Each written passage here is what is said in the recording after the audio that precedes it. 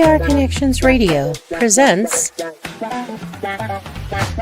This episode of Dana Does Voices is brought to you by Classy Communications PR and Advertising. Classy Communications provides public relations and marketing solutions for businesses, professionals, and nonprofit organizations. It can deliver the true meaning of your business with press releases, social media marketing, web development, email marketing, book publishing, and much more. Wherever your potential clients are, they can help you connect with them. Visit classycommunications.net to learn more about their suite of services that can help your business stand out from the rest. Classy Communications is your solution for business success.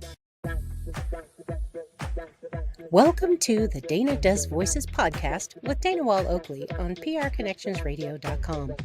In each episode, I will showcase my voiceover talent by reading my own scripts with multiple characters, highlighting various accents and voices.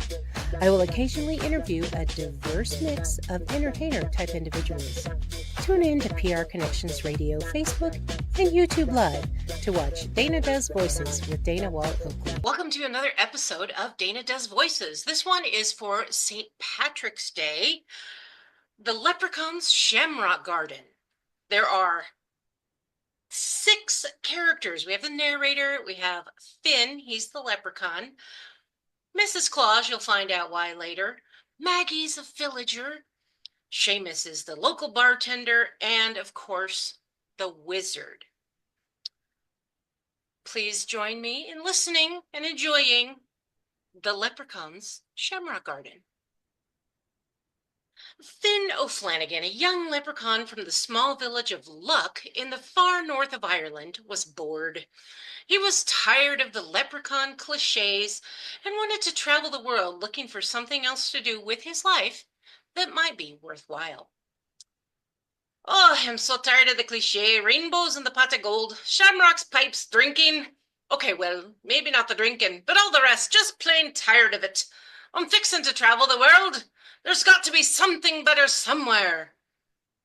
Although his family tried to talk him out of it, Finn took his trusty magic wand walking stick, his lucky shamrock, and his faithful infinity flask full of good Irish whiskey and took off around the world. After many years of traveling, exploring, getting in and out of trouble, and experimenting with his magic, he ended up at the North Pole. Mr. and Mrs. Claus and the elves thought they might be able to give Finn some direction for his magic by helping them make toys. With the help of the Wizard of Snowy Place teaching him elf magic tricks, Finn thought they might be right. Oh, this making toys gig is great. Think about all the joy I'm bringing to kids all around the world. Finn, with this lucky shamrock of yours, I can help you control your leprechaun magic and add my elf magic to it. That should really help you make some fabulous toys. For a while, Finn was happy. The wizard was a good friend and was teaching him the proper way to use his magic. But Finn was a mischievous leprechaun with a penchant for practical jokes and experimenting with his magic. And Finn still put his infinity flask full of good Irish whiskey to use frequently. Sometimes the combination of the fat flask, Finn's idea of a practical joke, and his leprechaun magic, which was different from elf magic, did things to the toys and other goodies that made the head elf not so happy. Whee! With a flick of my magic wand, I can make the toys fly! Swish! Kids will love that, right? Crash! Bang! Oh! Whoops! Maybe not if they crash. Ouch! Right on my head! Another flick and the candy canes will taste like my good Irish whiskey. Ben! I need to see you in my office right now. Mrs. Claus was not happy. Oops! I wonder what I did. Finn stumbled to Mrs. Claus's office, thinking he knew what he did, but in his whiskey-drunken stupor, he really wasn't quite so sure. Finn, I'll get right to it. You've been a joy to have on the team sometimes. I love the energy you bring to making toys for the children, but your drinking and mischief-making are getting out of hand. You're starting to be dangerous. We can't have flying wooden toys that might crash and cause damage, or whiskey-flavored candy canes going out to the children of the world. That gives the North Pole a bad reputation. I'm sorry, but I feel you're going to have to find your true calling elsewhere. Finn was shocked, but not really. He knew he'd been getting out of hand. Dejected, he left the North Pole. Reluctantly, he returned to Ireland, feeling like a failure.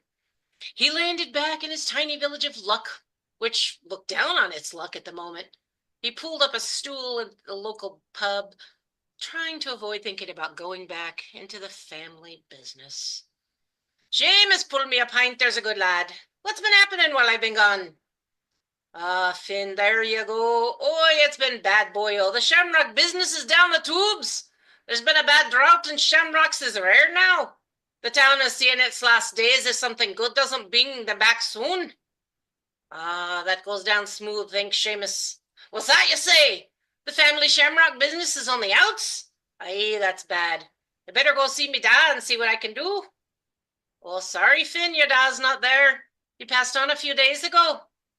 But that didn't help your business none, and then your ma went soon after. She couldn't live without him.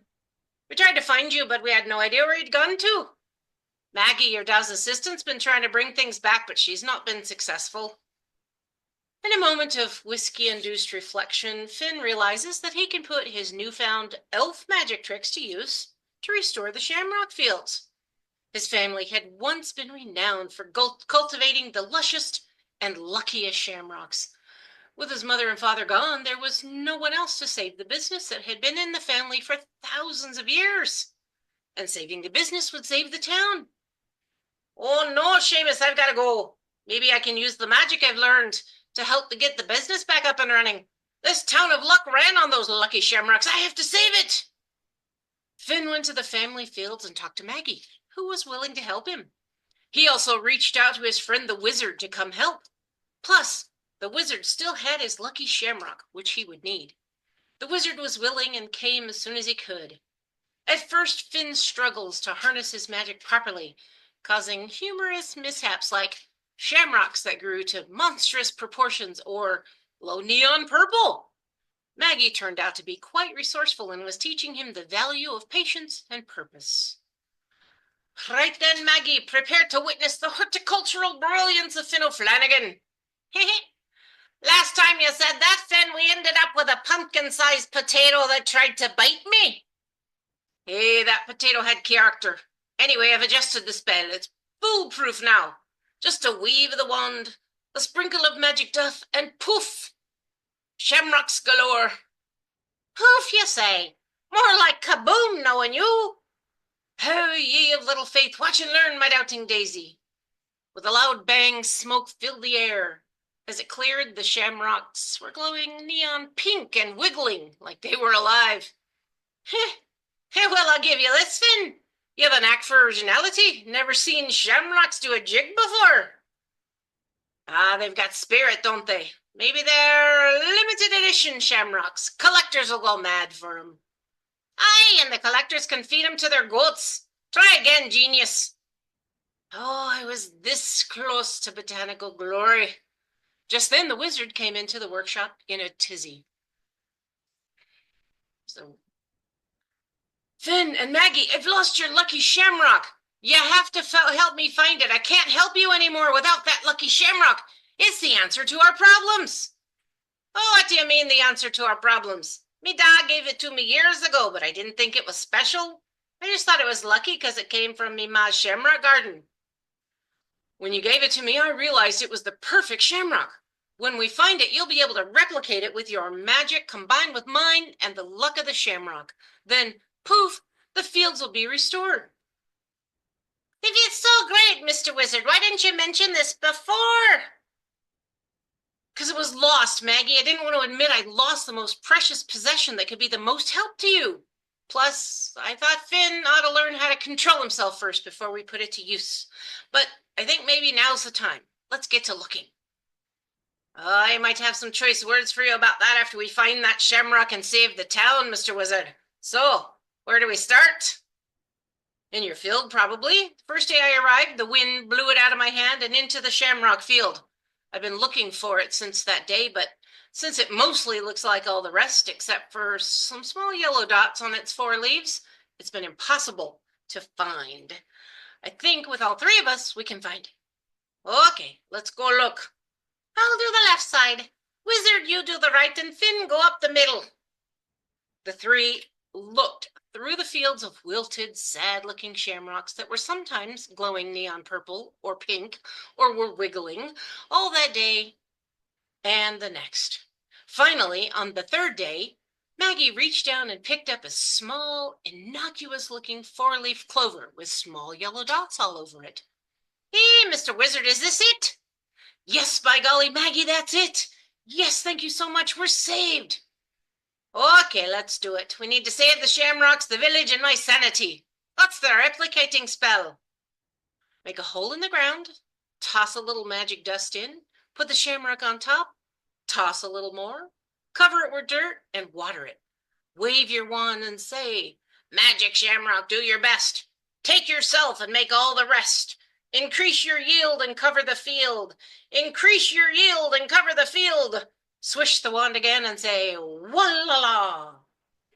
Finn did as the wizard asked, and within moments a lush, green, full shamrock field was growing before their eyes. The village was saved! They started selling the healthful, lush shamrocks all over the world, bringing prosperity and luck to the Village of Luck. In the North Pole, Santa heard about Finn's success and visited Finn in Ireland with a special request. Grow shamrocks for the reindeer's feed. The health benefits of the lush shamrocks helped increase the flight powers of the reindeer. Finn decided to stay in Ireland, and having found his true calling and a sense of belonging. But he shipped shamrocks to the North Pole regularly and visited his friend the wizard, who returned to Santa's workshop. Ah, Maggie, have a glass of the Irish with me and raise a toast to my unexpected journey that brought me around the world and back home to my true calling. To you, Finn O'Flanagan, may you keep your mischievous ways, for without them, you wouldn't be where you are. The end. Thank you for watching. Tune in next time.